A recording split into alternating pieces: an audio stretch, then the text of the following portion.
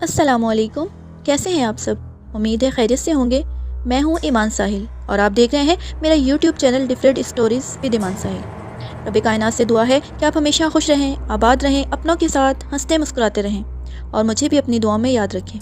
چلتے ہیں آج کی اسٹوری کی طرف، لیکن اس سے پہلے جن لوگوں نے میرے چینل کو سبسکرائب نہیں کیا وہ سبسکرائب کر لیں اور بیل آئیکن کو پریس کر لیں تاکہ آنے والی اسٹوریز کا نوٹیفیکیشن آپ کو مل سکے۔ وہ اندھیری رات تھی، ابر کرم زور و شور سے برس رہا تھا۔ بادلوں کی گرج دل دہلا دینے والی تھی، بجلی کی چمک کسی بھی لمحے آنکھوں کی روشنی زائل کر دینے کو تیار تھی۔ ایسے میں اپنے گھر سے نکلنا بے وقوفی ہی تھا، اور یہ بے وقوفی ساجد اور اس کے 3 دوست کر چکے تھے۔ ساجد، واجد، تانیہ سحر ویکینڈ منانے اپنے گھر سے نکلے۔ شام بہت سہانی تھی، آسمان کو سیاہ بادلوں نے ڈھانپا ہوا تھا، سرد ہوا سردی کی شدت میں اضافہ کر رہی تھی۔ وہ چاروں اپنے گھر کے قریب والے گارڈن میں اکٹھے ہوئے۔ یار واجد، کیا سہانا موسم ہے، کیوں نہ لانگ ڈرائیو پر چلا جائے؟ ساجد نے اپنے چہرے کی خراش کو مٹاتے ہوئے کہا، جو کہ درخت کے جڑے ہوئے پتے نے اس کے دائیں رخسار پر لگائی تھی۔ پاگل ہو تم، موسم دیکھا ہے تم نے، کبھی بھی بارش ہو سکتی ہے۔ سحر نے لہراتی زلفوں کو سمیٹتے ہوئے ساجد کی بات کا جواب دیا۔ اس کا مطلب ہے تم بارش سے ڈرتی ہو؟ ساجد نے ایک زوردار قہقہہ لگایا۔ میں ڈرتی ورتی نہیں ہوں، میں تو بس تمہیں یہ کہہ رہی تھی کہ ایسے موسم میں لانگ ڈرائیو پر جانا کوئی معقول بات نہیں، سحر نے وضاحت کی۔ اچھا جی، پھر تو تم ہمارے ساتھ چلو۔ تم اکیلی رہ کر کرو گی بھی کیا؟ تانیہ تم بھی ہمارے ساتھ چلو، واجد نے کہا۔ لیکن جانا کہاں ہے؟ تانیہ نے بھی گفتگو میں حصہ ڈالا۔ وہ میرے پاپا کا فارم ہاؤس ہے نا، ساجد نے کہا۔ کیا؟ اتنی دور؟ چونکتے ہوئے سحر نے کہا۔ ڈر گئی، ساجد نے تمسخانہ کہا۔ جی نہیں، چلو۔ اس کی آواز میں جوش ختم ہو چکا تھا۔ 1 گھنٹے بعد سحر، تانیہ اور واجد نیو ایڈن گراؤنڈ میں جمع ہو گئے۔ اب بس ساجد کا انتظار تھا۔ 2 منٹ بعد وہ بھی آ گیا۔ واجد ساجد کے ساتھ آگے بیٹھ گیا، سحر اور تانیہ پیچھے بیٹھ گئی۔ موسم مزید خراب ہو گیا، ہلکی ہوائیں تیز ہو گئی، ہوا میں نمی بڑھ گئی، درختوں سے پتے تیزی سے جھڑنے لگے۔ ساجد نے FM آن کیا، سب میوزک سے حفظ اٹھانے لگے۔ جوں جوں کار منزل کی طرف جا رہی تھی، موسم کی شدت میں اضافہ ہوتا جا رہا تھا، اندھیرے پر اندھیرا چھائے جا رہا تھا، بادلوں نے گرجنا شروع کر دیا۔ ساجد اور واجد دونوں اس موسم کو انجوائے کر رہے تھے، جبکہ سحر اور تانیہ پر ایک وحشت طاری تھی۔ میں نے پہلے ہی کہا تھا موسم کافی خراب ہے، ابھی وقت ہے واپس گھر چلتے ہیں، سحر نے موسم کی سختی دیکھتے ہوئے کہا۔ ساجد اور واجد نے اس کا ڈر سمجھنے کے بجائے اس کا مذاق اڑانا شروع کر دیا۔ 2 منٹ کے بعد ساجد نے FM پر چینل چینج کیا۔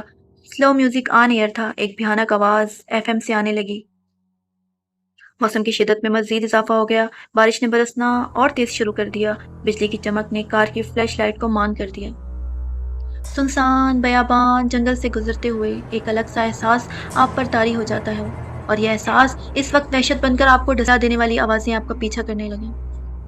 جب دل کو دہلا دینے والی آوازیں آپ کا پیچھا کرنے لگیں، آپ کا نام پکاریں، آپ ان آوازوں سے بچنے کی ہر ممکن کوشش کریں، مگر وہ آوازیں ہر گزرتے لمحے کے ساتھ آپ کے قریب سے قریب تر آتی جا رہی ہوں، اور یہ وحشت اس وقت آپ کی جان نکال دیتی ہے جب ایک ہاتھ آپ کے شانے کو چھوئے۔ FM پر RJ کی پراسرار باتیں سحر اور تانیہ کو اپنے ذہن میں لے چکی تھی۔ شٹ اپ یار، بند کرو FM کو، تانیہ نے چلا کر کہا۔ اچانک ایک جھٹکے کے ساتھ ساجد نے بریک لگائی۔ کیا ہوا؟ بریک کیوں لگائی؟ سحر نے پوچھا۔ پتہ نہیں، خود بخود بریک لگی ہے۔ ساجد نے کار اسٹارٹ کرنے کی پوری کوشش کی، مگر کار اسٹارٹ ہونے کا نام ہی نہیں لے رہی تھی۔ یار جلدی کرو، سحر کے چہرے پر خوف نمایاں تھا۔ وہ کسی بھی طرح اس سنسان سڑک سے اوجھل ہونا چاہتی تھی۔ بارش کی گرتی بوندیں، بجلی کی چمک، بادلوں کی گرج سحر کو خوف کے اندھیروں میں دھکیل رہی تھی۔ اس کے ہاتھوں کی کپکپاہٹ تانیہ دیکھ سکتی تھی، وہ اسے حوصلہ دے رہی تھی، مگر خود بھی اسی خوف میں مبتلا تھی۔ ساجد نے کار کا دروازہ کھولا اور طوفانی بارش میں قدم رکھا۔ قدم رکھنے کی دیر تھی کہ اس کا پورا جسم تر ہو گیا۔ صبح شیڈ کے نیچے پہنی بنیان واضح طور پر دکھائی دینے لگی۔ وہ انجن کی طرف بڑھا، مگر اسے کچھ سمجھ نہیں آیا۔ جانور کی آوازیں مزید واضح ہو گئی۔ 3 سیکنڈ میں واپس ڈرائیونگ سیٹ پر آ بیٹھا۔ اس کا وجود بھیگ چکا تھا، اس کے ہونٹ نیلے ہو گئے۔ تندخواہ ہوائیں طوفانی بارش سے زیادہ خطرناک تھیں۔ کیا ہوا؟ واجد نے پوچھا۔ لگتا ہے انجن میں پانی چلا گیا ہے۔ ٹیشو پیپر سے اپنا چہرہ صاف کیا۔ اب کیا ساری رات اسی جگہ پر گزارنی پڑے گی؟ سحر نے دھیمے لہجے میں کہا۔ جب تک بارش نہیں رکتی تب تک تو کچھ بھی نہیں کیا جا سکتا۔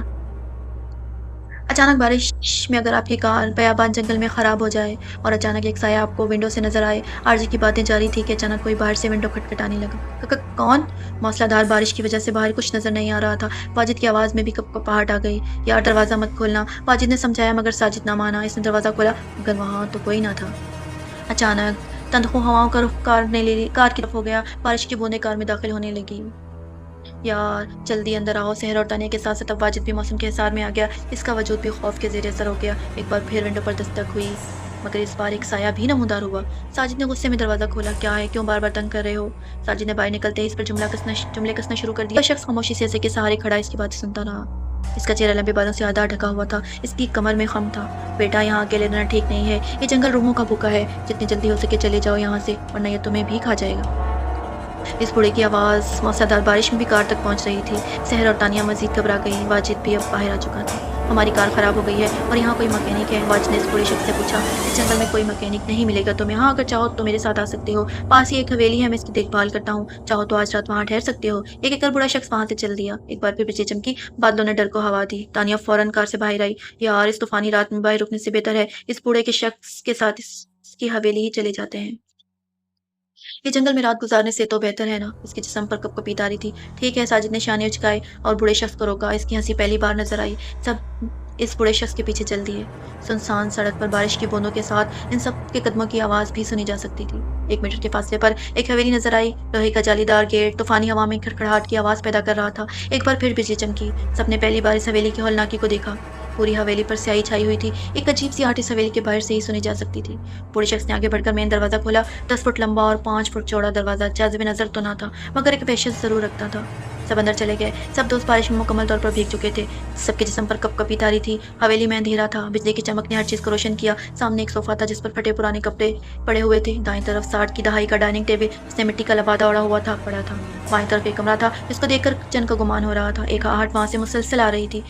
گرج کی آواز نے اس آہٹ کو بدہم کر دیا۔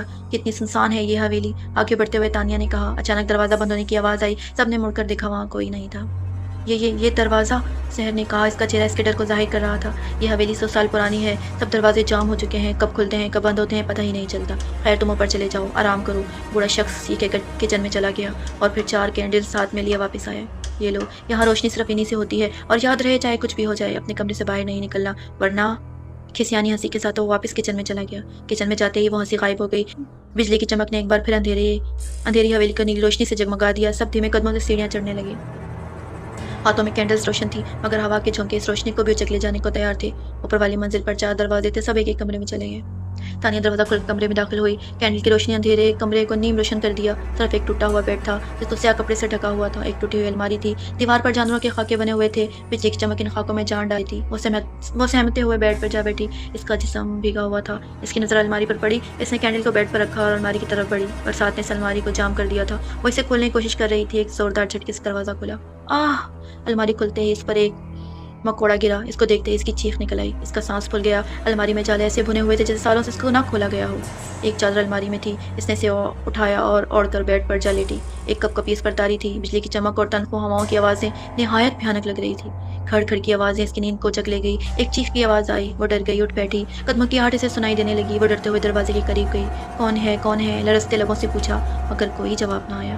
اس نے دروازہ کھولا، مگر وہاں کوئی نہ تھا۔ لمبی سانس لیتے ہوئے وہ آگے بڑھی، مگر اندھیرے کے سوا کچھ نظر نہ آیا۔ بجلی چمکی تو اس کی آنکھیں کھلی کی کھلی رہ گئی۔ وہاں کوئی دروازہ نہ تھا۔ وہ دروازے جن کے ذریعے سحر، واجد اور ساجد اپنے اپنے کمروں میں داخل ہوئے تھے، سب غائب ہو گئے۔ ساجد، واجد، سحر، وہ چلانے لگی۔ گھر چمک میں اضافہ ہو گیا۔ وہ واپس مڑی تو ایک اور جھٹکا لگا۔ اس کے کمرے کا بھی دروازہ وہاں نہیں تھا، صرف دیوار تھی۔ وہ گھبرا گئی۔ ایک سایہ نمودار ہوا، مگر پھر آنکھوں سے اوجھل ہو گیا۔ ہر طرف اندھیرا چھا گیا۔ وہ چلانے لگی، مگر وہاں کوئی نہ آیا۔ کروٹیں بدل بدل کر ساجد کا جسم ہلکان ہو گیا۔ وہ نئی جگہ پر اور گیلے کپڑوں میں وہ سو نہیں پا رہا تھا۔ اس نے دیوار کی طرف کروٹ لی۔ اسے ایسا محسوس ہوا کہ کوئی اس کے ساتھ لیٹا ہے۔ اس نے پیچھے مڑ کر دیکھا، مگر اندھیرے میں کچھ نظر نہ آیا۔ اس نے اپنی مٹھی خوف سے بھیج لی۔ بجلی کی چمک نے دیوار پر ایک سایہ بنایا۔ وہ چونک کر اٹھ بیٹھا، پیچھے مڑ کر دیکھا، مگر وہاں کوئی نہ تھا۔ خوف اس کے چہرے سے ظاہر ہونے لگا۔ قدموں کی آواز کمرے کے باہر سے سنائی دینے لگی۔ اس نے ہاتھ میں کینڈل لی اور ننگے پاؤں دروازہ کھولا۔ باہر کوئی نہ تھا، صرف اندھیرا اور وحشت تھی۔ وہ آگے بڑھا اور واجد کے کمرے کا دروازہ کھٹکھٹایا، مگر اس نے دروازہ نہ کھولا۔ اچانک سحر کے کمرے سے چیخ کی آواز آئی۔ وہ اس کے کمرے کی طرف بڑھا۔ سحر، تم ٹھیک تو ہو؟ دروازہ کھولو۔ وہ دروازہ کھٹکھٹانے لگا، مگر کوئی جواب نہ آیا۔ چیخ بھی غائب ہو گئی۔ پوری سار خاموشی نے گھیرا۔ اسے ایسا محسوس ہوا کہ کوئی اس کے پیچھے ہے۔ اس نے مڑ کر دیکھا، مگر وہاں کوئی نہ تھا۔ ہاتھ میں موجود کینڈل ہوا کے جھونکوں سے بجھنے کو تیار تھی۔ تانیہ کا دروازہ کھلا ہوا تھا۔ وہ آگے بڑھا، کمرے میں داخل ہوا، مگر تانیہ موجود نہ تھی۔ تانیہ، اس نے پکارا، مگر کوئی جواب نہ آیا۔ وہ چلتے چلتے سیڑھیوں کی طرف بڑھنے لگا۔ کچن سے آہٹ سنائی دی۔ تانیہ، تم ہو؟ اس نے نیچے جھانکتے ہوئے پوچھا، مگر کوئی جواب نہ آیا۔ آہٹ مزید واضح ہو گئی۔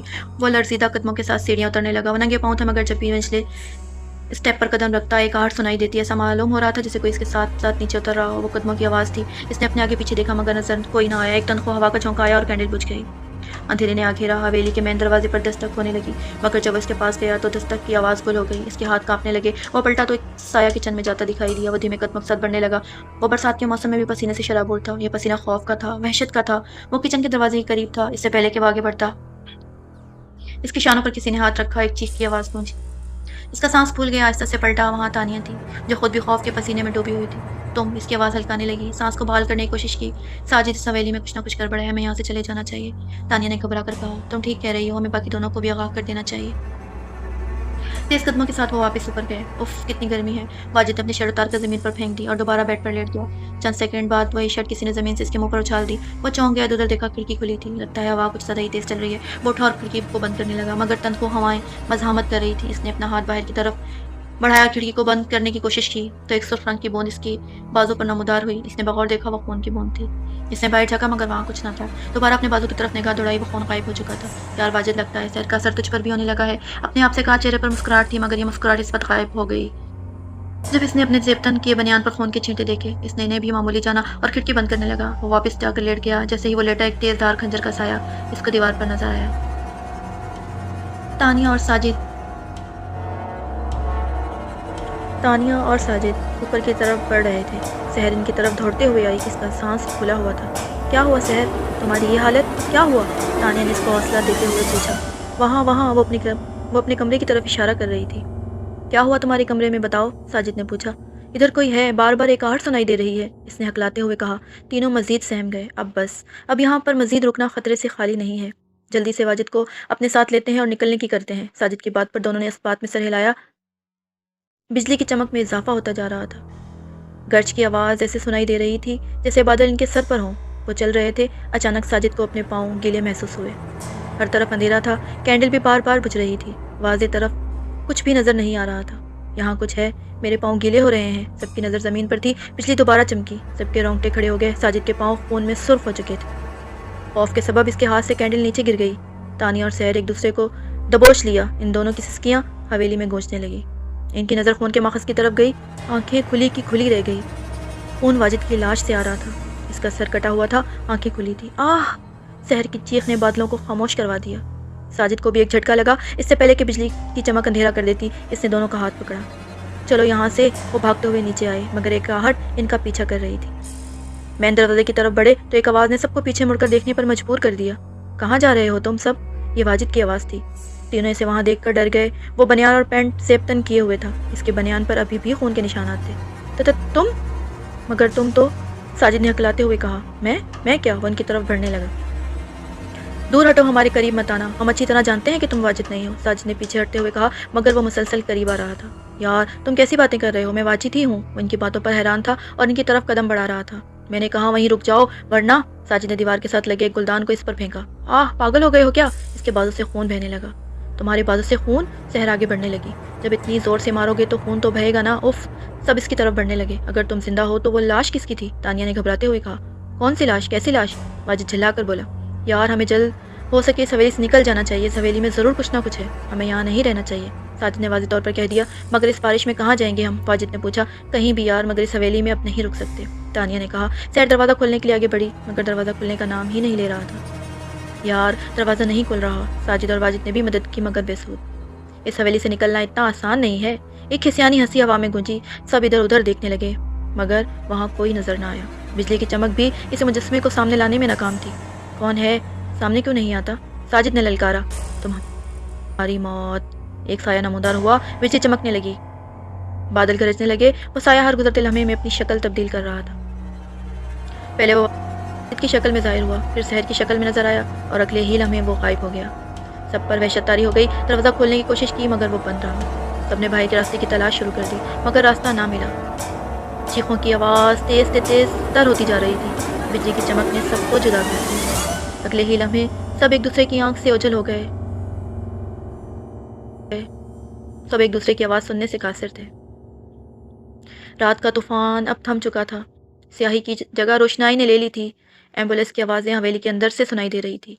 4 लाशें इनमें रखी जा चुकी थी। सब इन लाशों की हालत को देखकर हैरान थे। تین کی موت ایک ہی طریقے سے ہوئی تھی۔ تینوں نے اپنی نفس کاٹ ڈالی تھی۔ جسم پر کسی بھی قسم کے خراشوں کے نشانات ہی نہ تھے سوائے ایک لاش کے۔ اس کا سر دھڑ سے جدا تھا۔ ایک تیز دھار خنجر سے اس کا سر کاٹا گیا تھا۔ خنجر بھی نہیں ملا مگر اس پر چاروں کی انگلیوں کے نشانات تھے۔ اسی خنجر سے سب کی نفس کاٹی گئی تھی یا پھر خود انہوں نے کاٹی تھی۔ اس کیس کو سلجھانے میں پولیس ناکام رہی۔ امید ہے آپ لوگوں کو یہ خوفناک اور سنسنی خیز کہانی پسند آئی ہوگی۔ اس طرح کی مزید کہانیاں سننے کے لیے میرے چینل کو سبسکرائب کریں، ویڈیو کو لائک کریں۔